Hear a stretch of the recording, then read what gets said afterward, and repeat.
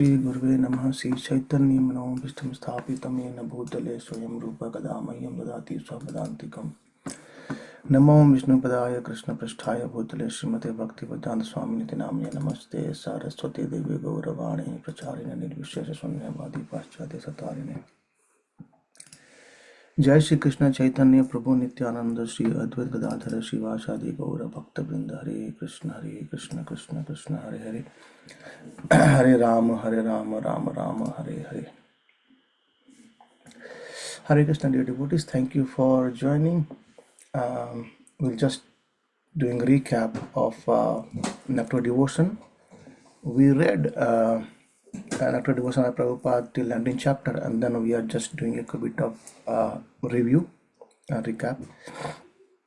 So in the last 4 sessions of recap, we understood the Mangalacharan, where we have can you see my screen meanwhile?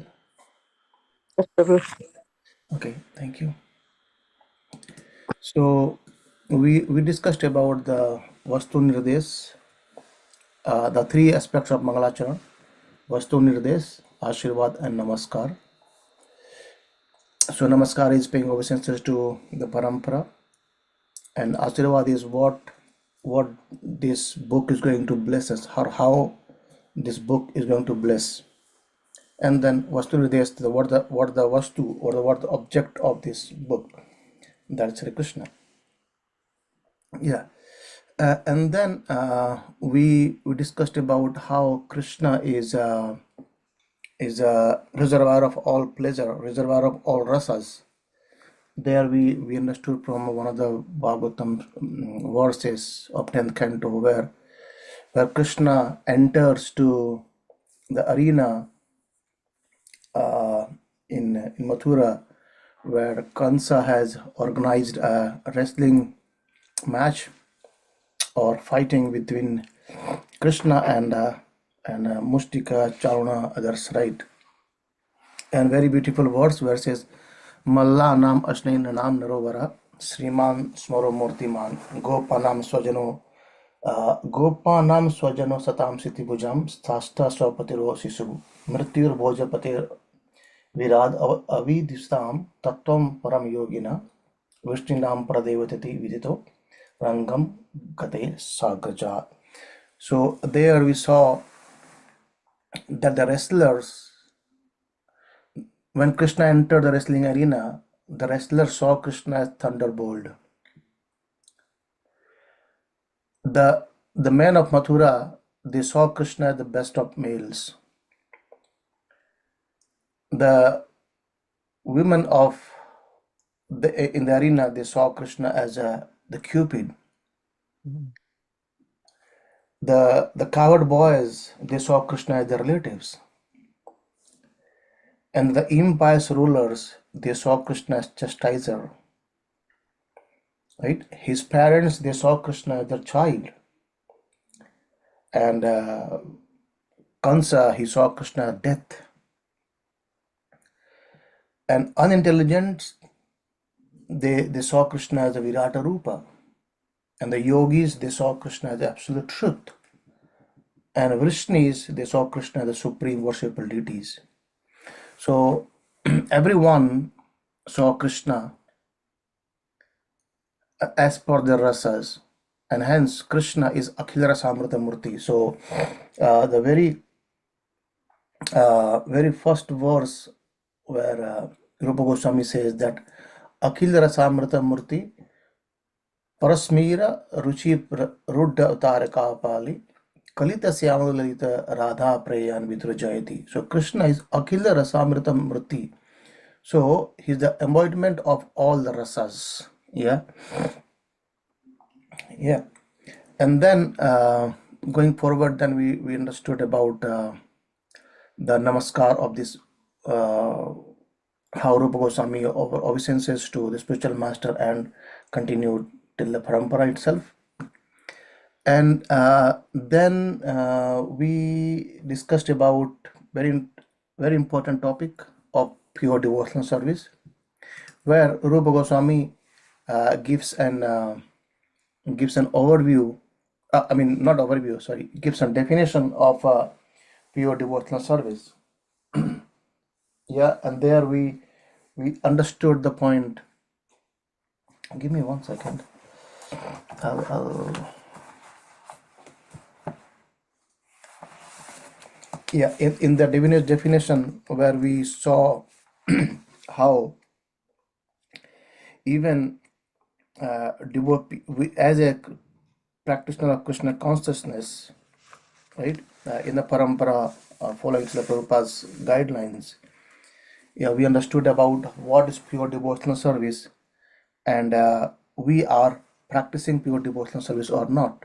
That we tried to understood from few of the verses from Bhagavatam, and conclusion was we derived that yes, we are actually practicing a devotional service, pure devotional service. However, because of some material desire and conditioning, we are on the path but not perfected yet. So like now, like you're traveling to London, you're on the highway or motorway, we have not reached yet. We are just stopping somewhere in, Manchester, Birmingham, Leicester, like that. We have not reached London yet. So road is on the way, but we are not perfected yet. Yeah, and then we discussed the verse of pure devotional service, which is Anya Avilahda Sunyam Jnana Karma Dhyanavratam Anukulena Krishnanu Sayanam Bhakti Uttama. So there's Uttama Bhakti, which is has no material desire.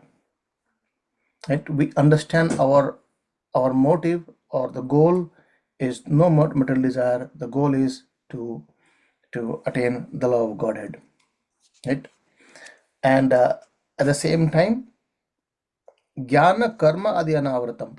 We are not being covered by the jnana and karma. It means we do perform our activities, we do have knowledges, we do read Bhagavad Gita and Bhagavatam and get knowledge, but it doesn't cover Krishna's identity.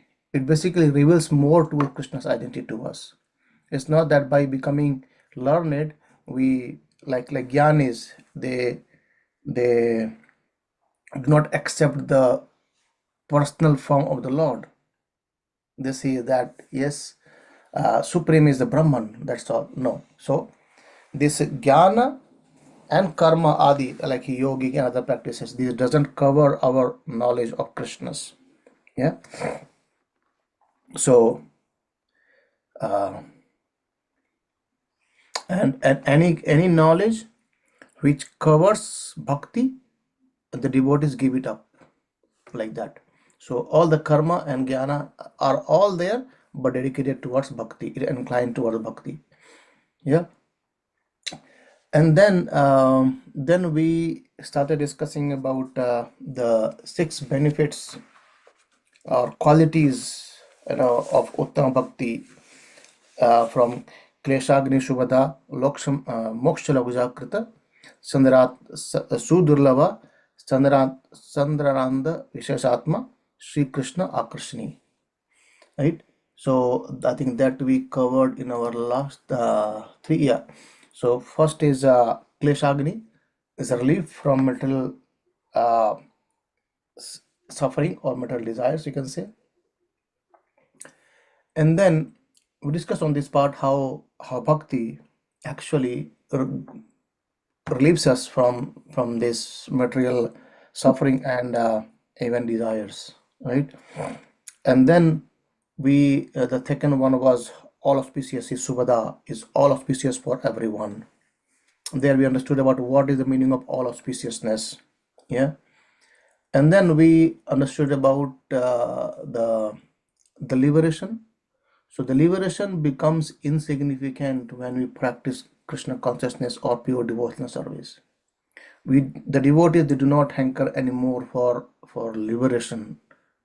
Rather, they hanker more for devotional service, engagement in the service of the Lord. Instead of being merged into the Lord, it's more of engagement as a servant, or in different rasas as in inclined towards. And then the fourth one is rare. How bhakti is very rare, Krishna says also in Bhagavad Gita that Bhavanam Janmanamante Jnanaman Mam Prapadyate Vasudevam Sarvamiti Sa Mahatma Sudurlabha. It's very, very rare, or it's very durlava to that anyone who takes shelter of Krishna. So basically, we are very fortunate to be in the teachings of Srila Prabhupada and accepting Krishna as the Supreme God. Yeah. So Krishna himself says that anyone who knows me tattvataha, they are liberated. They go back to Godhead. In chapter 4, verse 9, Krishna says, anyone who knows my activities and appearance are transcendental, and when they give up their body, they come to my abode. They do not come back again in this material world. Hence, is very rare. Yeah, and also rare in the rarity we also discussed in the point where in Waves of Devotion. Give me 1 second.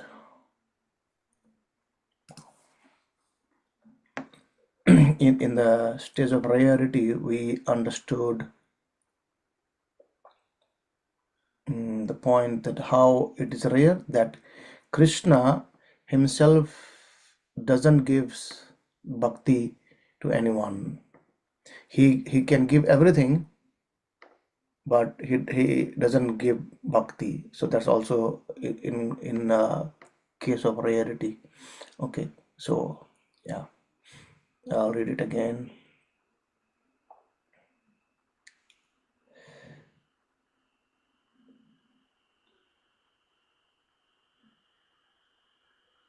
Okay, where it went.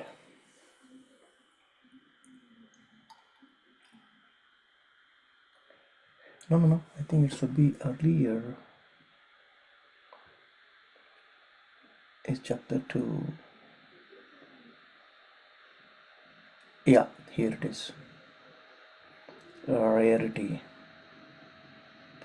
Sudurlabha, or very, very, very difficult to achieve, is rare, is just because Krishna is reluctant to give it. Yeah, he is reluctant to give it because he says once Krishna gives bhakti, actually he becomes controlled by his bhakta. Yeah, so that's why it's more on that. That's why Krishna don't want to give bhakti. It's rare.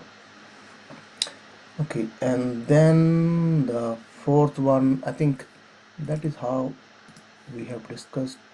Yeah, we discussed his rarity, and today we'll try to read next, which is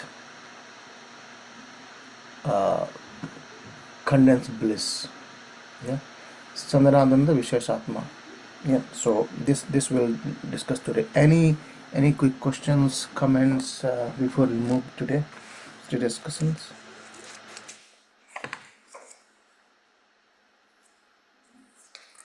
Okay, if not, let us see this point of the fifth point,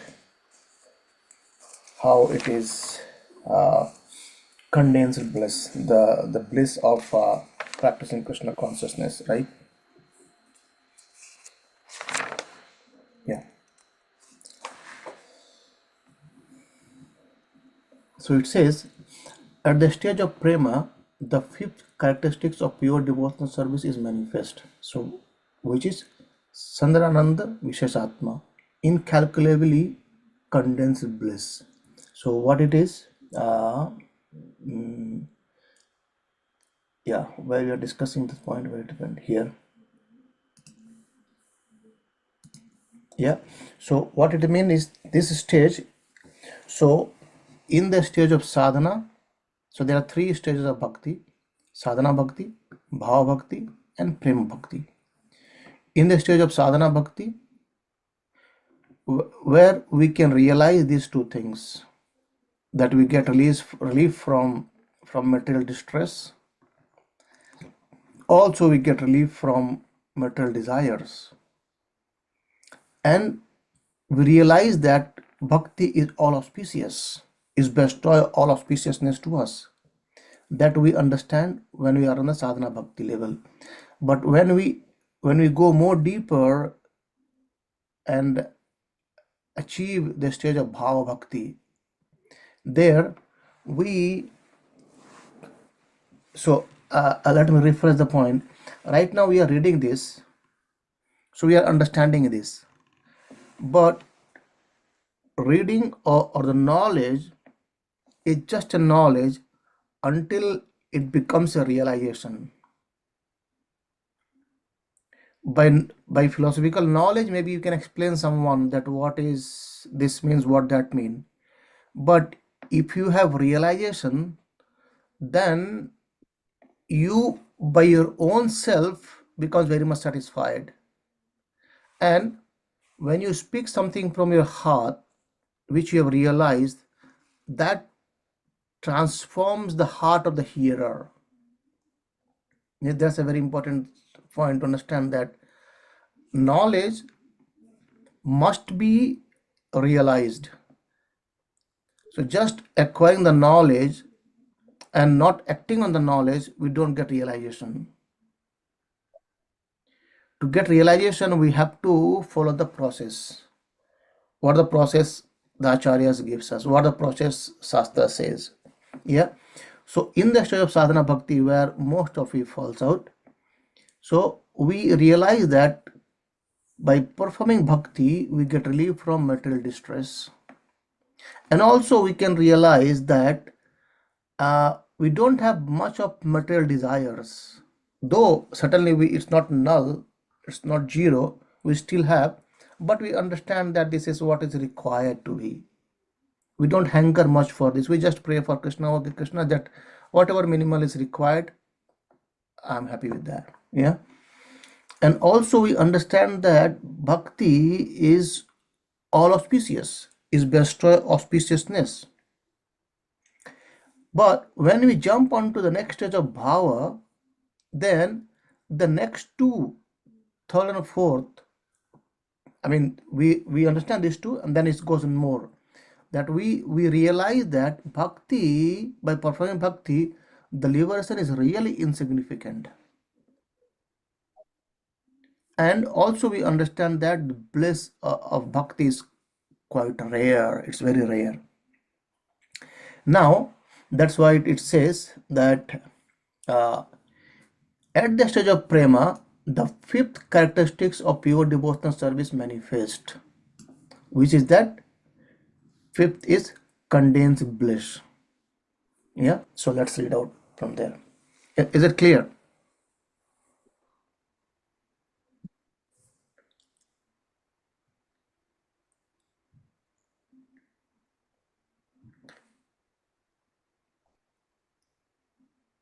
Okay, let's move on. So it says, nothing can penetrate metal because its molecular density is so concentrated.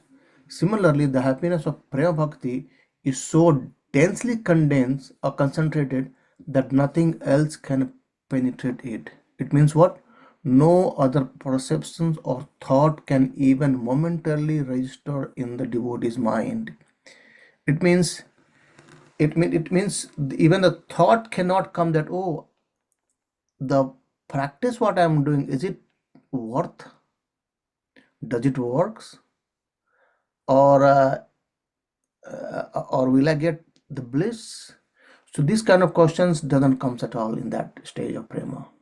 That is called as condensed bliss. Like, it's completely condensed. The bliss which I'm experiencing from bhakti is fully condensed.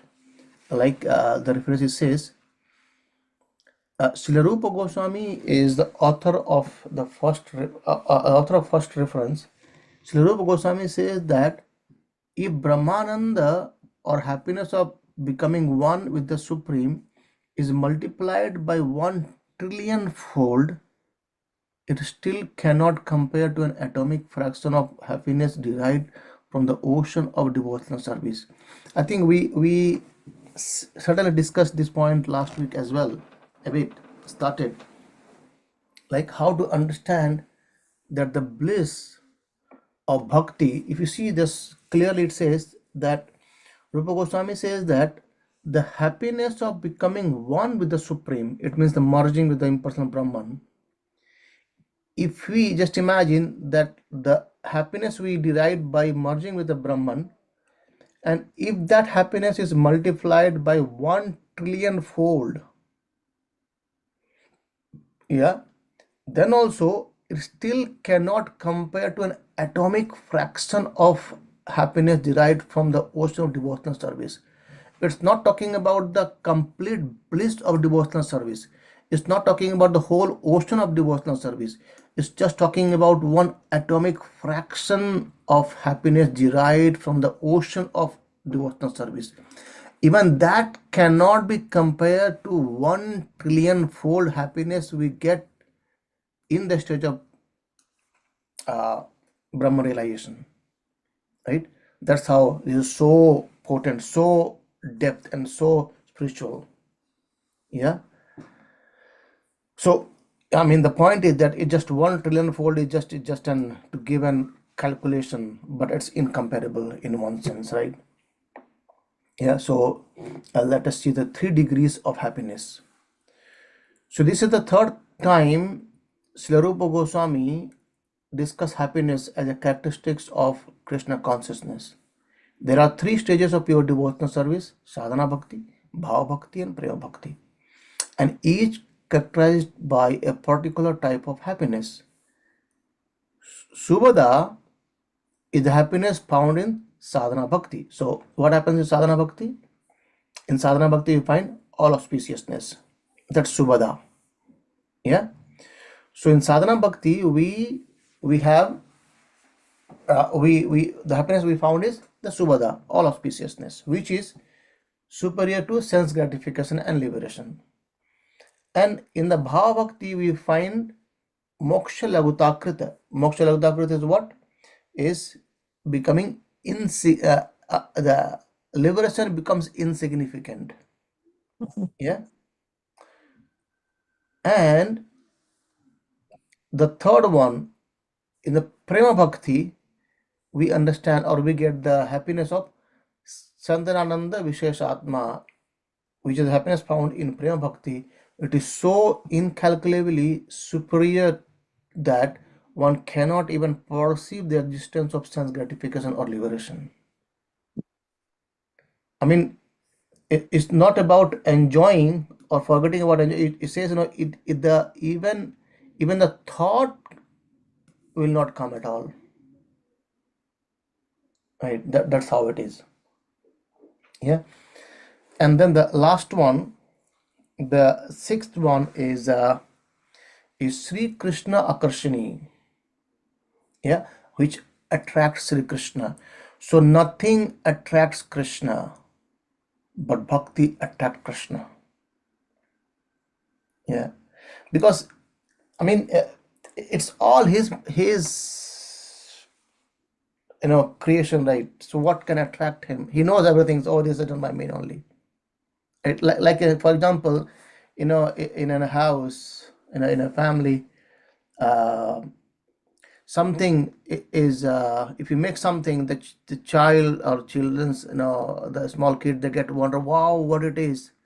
But the parents say, oh, it's nothing else. It's not just that attractive, but that is much more attractive for the children, isn't it? In the similar way, if the outer world, okay, let me go for a Europe trip, let me go for this place, that might attract us, but it doesn't attract Krishna because it's his creation only.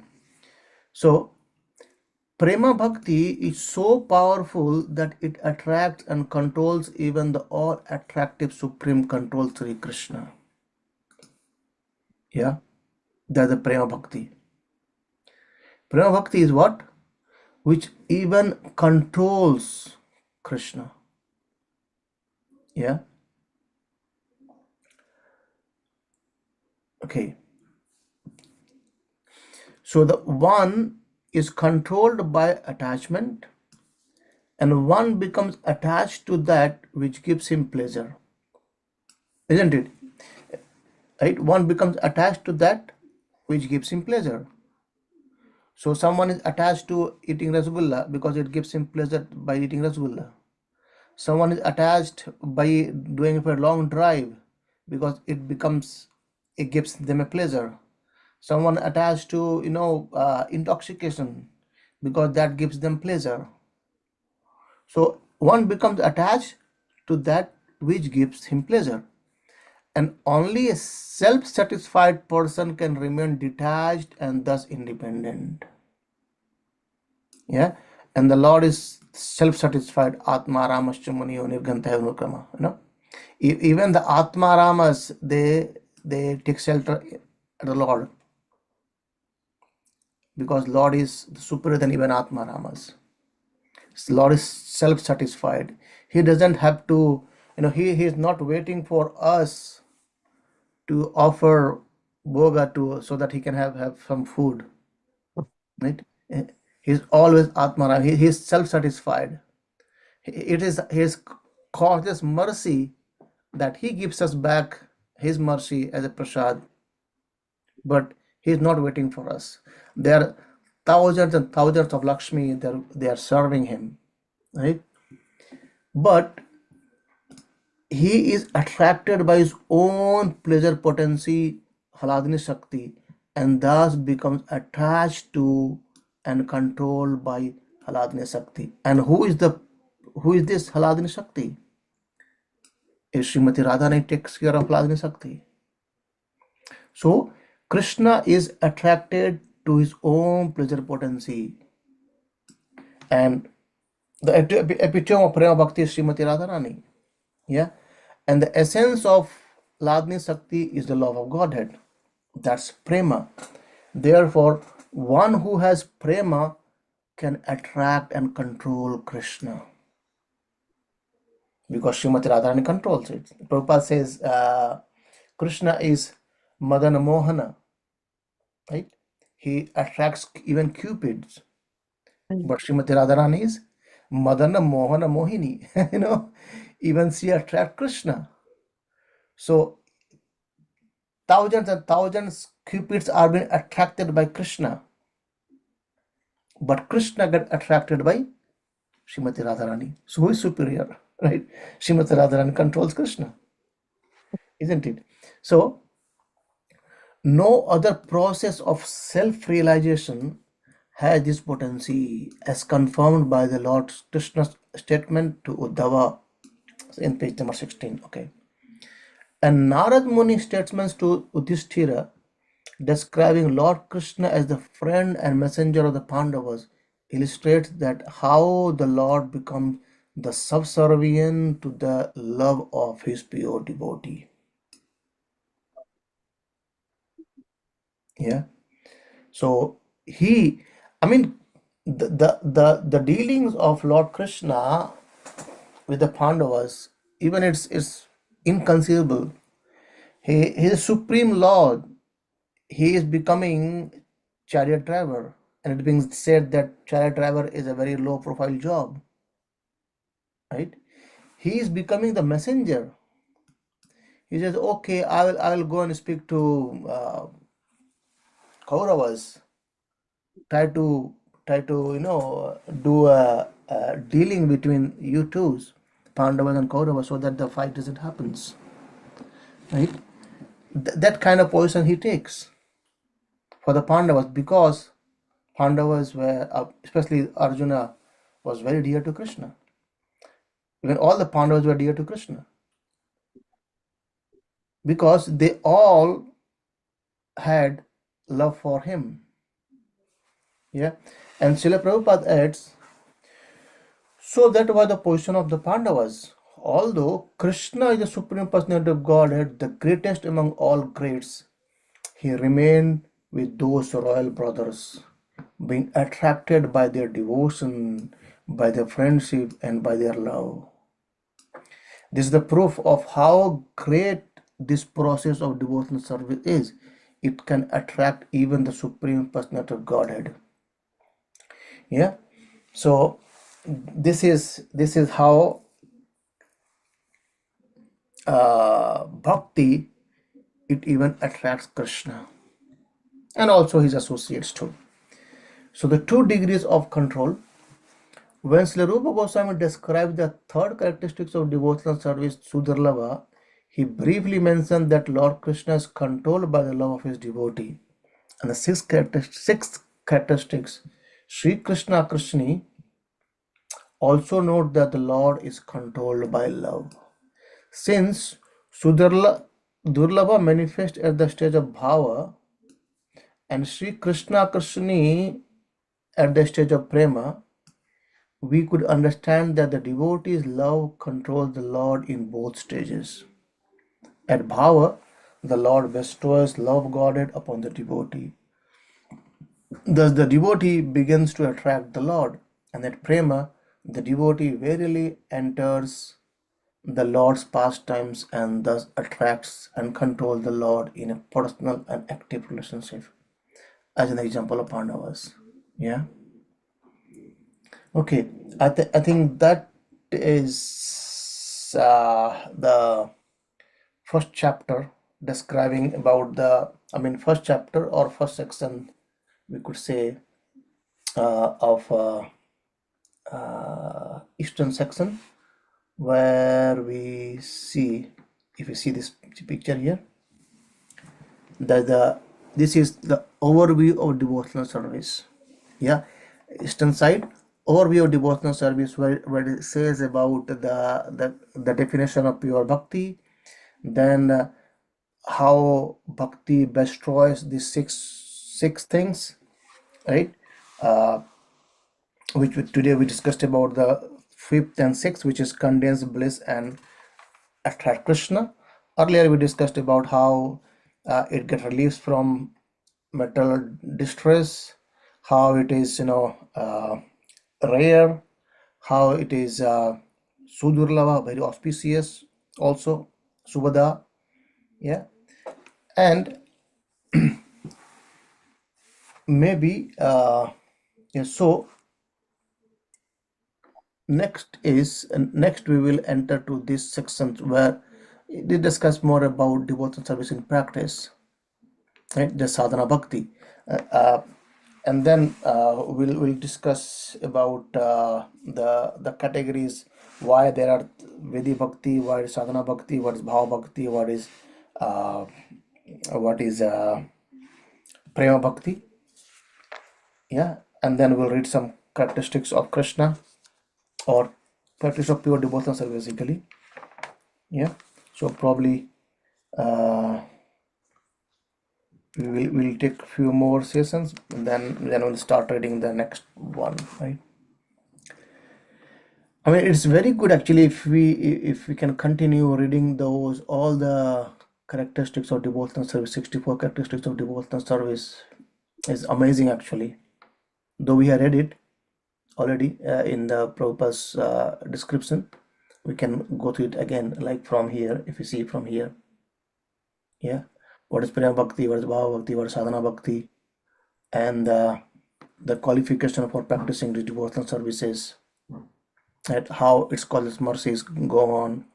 Anyway, so the definition of sadhana bhakti, like that. I'll pause here for any quick questions or comments, if you have anything. Hare Krishna Prabhu, can you hear me? Yes, Prabhu, I can hear you. Thank you very much. How are you?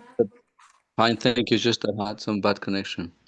I was thinking, because you were talking about how devotional service attracts Krishna, right? And I was thinking that one of his opulences is renunciation, right?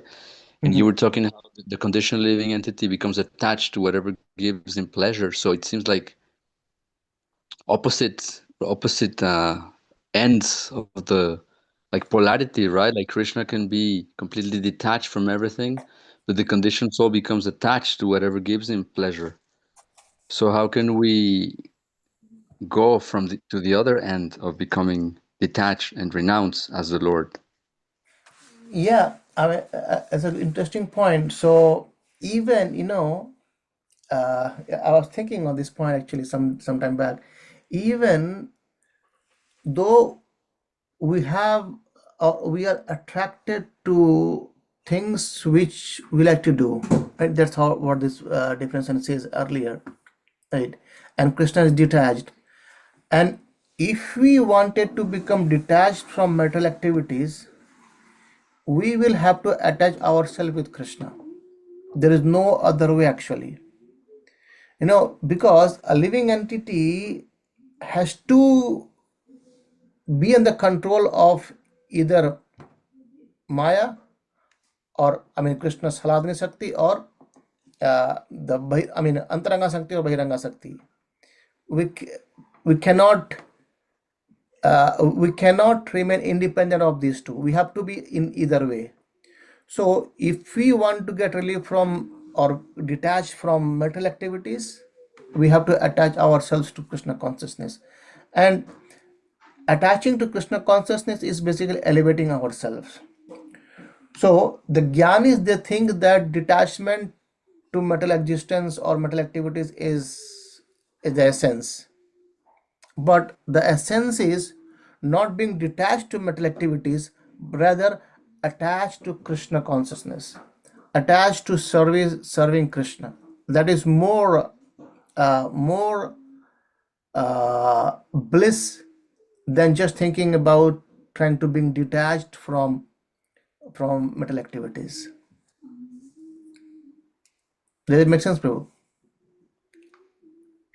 Okay, Prabhu, fantastic. Thank you very much. I think it's breaking, Prabhu, your voice. I could not hear much. Yeah. I was just saying that thank you very much. That's a very nice answer, Prabhu. Thank you very much. I just pass Mr. Prabhu, just what he said only. I'm just repeating it, nothing else. Okay, Hare Krishna, thank you very much for joining. So I think I would say we would continue reading the Bhakti Rasamrita Sindhu of the few of the verses of the qualities of Krishna. These are very, very nice actually. Sorry, not qualities of Krishna, but qualities of pure devotional service. Right, the 64 limbs of devotional service. That each of the things actually we can go through once again and then try to read out, which is going to give us more faith in the process actually. So hearing and reading again and again, it makes our faith more condensed. It's like condensed bliss. So, and that will keep us more connected to Krishna consciousness as well. Yeah. Okay, I'll pause today here. Srila Rupa Goswami Pad ki jai, Srila Prabhupada ki jai, Ananta Koti Vaishnava Vrinda ki jai. Hare Krishna. Hare Krishna, Peter Bhutti. Hare Hare Krishna, Prabhu. Thank you. Thank you. Prabhu, this is recording? Yes, Prabhu. Oh, okay. Okay. It's permanently up on YouTube, or is temporary Yes, Prabhu. download for all of these ones you've shared before as well? No, Prabhu, I think it's going on permanently on YouTube now. Okay, okay. Thank you. Yes, I'll share because the link. I came late today, sorry. No, I think when you came, we just started. Before that, we are just recapping it. Ah,